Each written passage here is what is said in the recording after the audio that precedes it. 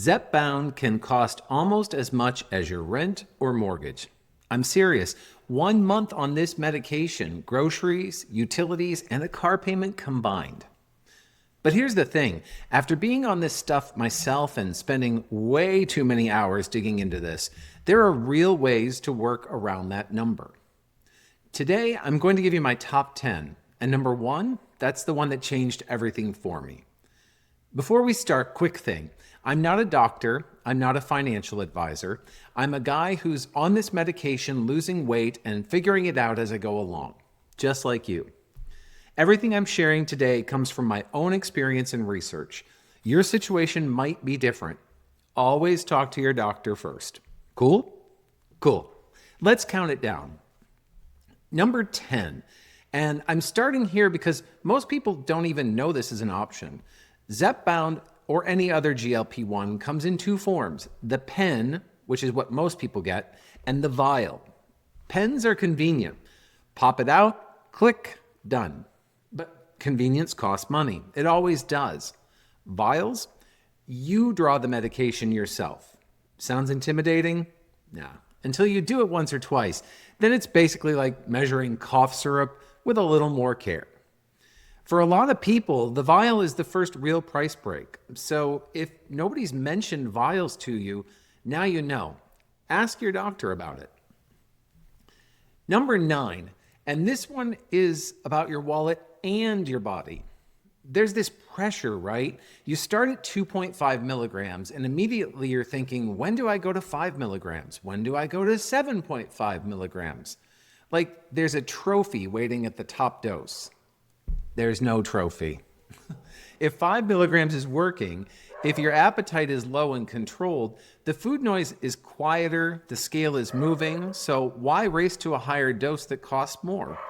A higher dose doesn't always mean better results, but it almost always means a bigger bill. Number 8.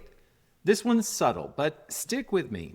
If you've been on Zepbound for a while, you've probably noticed day 1 after your shot and day 6 feel like 2 completely different people.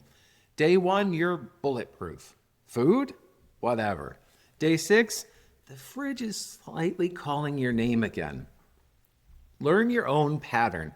Know which days your appetite dips and which days it roars back. Which days are trouble days for you versus which days aren't. Because when you understand your own rhythm, you stop panicking. You stop thinking the medication stopped working. It didn't stop, you just need to ride the wave intelligently. Maybe that means you change your dosing days.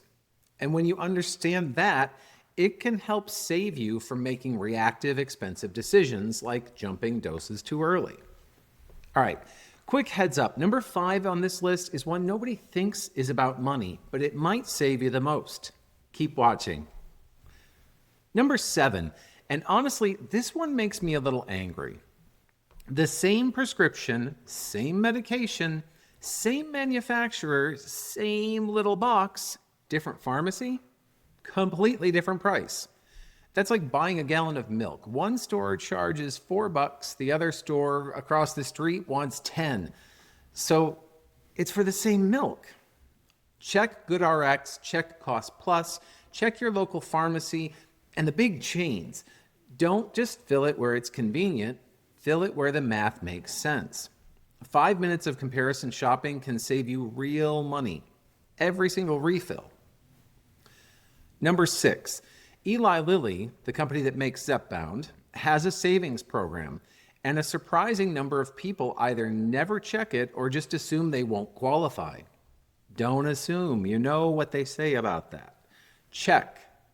If you need help, I did a video a few weeks ago that dove into more detail about the saving program, so check that out. Now, these programs change, so be careful. The terms shift. What worked 6 months ago might be different today. So I'm not going to quote you an exact number here because by the time you watch this, it might be outdated. But what I will say is go directly to the source. Go to the Lilly website, see what's current, because if you qualify, this one alone can be a game changer.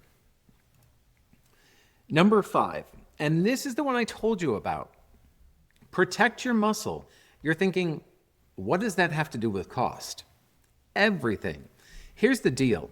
If you lose muscle instead of fat, and that happens when you don't eat enough protein, you feel worse. When you feel worse, you stall faster. When you stall faster, your energy crashes. And then you start thinking the medication stopped working. And what do people do when they think it stopped working? They increase the dose. Or worse, they quit. Both of those cost you money. Protein protects the investment. Think of it like oil in an engine. Skip the oil changes and you don't just hurt the engine, you hurt the entire car. Eat your protein first, protect your muscles, save your money. Real quick, if any of this is hitting home, do me a favor and hit that subscribe button. I put these out every Wednesday and Sunday, and I promise you, I'm in the same trenches you are. And check the pinned comments below. I'd love to know which of these you've tried. So, number 4, read beyond the front packaging label on foods. And this one, look, I get it. The marketing is good. There's now a whole market of GLP-1 friendly foods, special bars, special shakes, special everything with a special price tag. Look, a high protein yogurt is still yogurt, whether somebody puts trendy packaging on it or not. You don't need the $8 GLP-1 approved protein bar. You need protein. And you can get that from regular food at a regular store for regular prices. Don't let marketing eat into your budget while your medication is supposed to be helping you eat less. Number 3, and this is different from number 9. This isn't about racing up too fast. This is about staying put when something is working. If your appetite is controlled, if the food noise is quieter, if the scale is moving, even slowly, you might already be on your working dose. Slow progress is still progress, and every month you stay on a lower dose instead of bumping up is money back in your pocket. This isn't underdosing, this is efficiency. Number 2, and this one's sneaky because nobody talks about it. The hidden cost of Zepbound isn't just the medication, it's the food you're throwing away. You know what I'm talking about. You buy produce with the ambition of being better about your choices, big plans, beautiful vegetables, and then several days later, you've got cucumbers turning into science projects in the back of your refrigerator. Your appetite has changed. Your shopping hasn't caught up yet. Buy smaller, buy more frequently, but buy for the appetite you have now, not the appetite you used to have. The same thing goes when going out to eat. Don't order the same meal you used to eat unless you're good with eating your leftovers. Those savings add up fast. All right, number 1, and this is a big one. This is the shift that changed how I think about all of this. You need to build a strategy, not a prescription. The people who save the most on Zepbound aren't doing one clever thing. They're thinking of many of these things. They're thinking 1 month ahead instead of one shot ahead. They know their refill timing. They know their cost windows. They know what happens if their insurance changes. They have a backup plan. It's like anything else. You don't build a house by buying lumber the day you need it. You plan, you budget, you sequence. Same thing here. Your medication is an investment in your future. Treat it like one. Map out your next 90 days. Know what dose you're on, what it costs, when the refill hits, and what your options are if something changes. That's not being paranoid. That's being smart. So there you go. 10 ways, real ways to cut your Zepbound costs.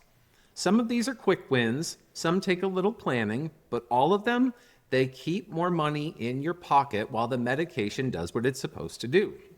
Because here's the thing. It's not just about the weight. It's about the rewrite. I'll see you in the next one.